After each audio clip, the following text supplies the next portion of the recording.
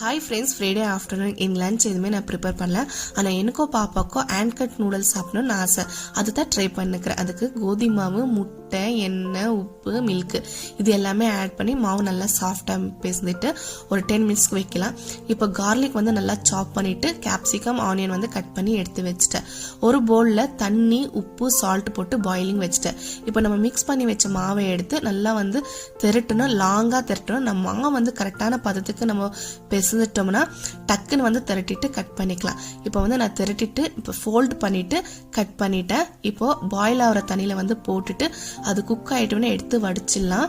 இப்போ பேன்ல பட்டர் போட்டுட்டு garlic, கேப்சிகமும், onion, ஒரே ஒரு சில்லி போட்டு லைட்டாக வதக்கிக்கணும். இப்போ நம்ம பாயில் பண்ணி வச்ச நூடுல்ஸ் ஆட் பண்ணிட்டு fresh cream, chilli flakes, oregano flakes, milk இது எல்லாமே ஆட் பண்ணி மிக்ஸ் பண்ணிட்டு ஒரு 5 மினிட்ஸ் விட்டு எடுத்தா நூடுல்ஸ் ரெடி. செம்ம டேஸ்டாக இருந்துச்சு. ஸோ கையோட கிச்சனை க்ளீன் பண்ணிட்டு நெக்ஸ்ட் வீடியோவில்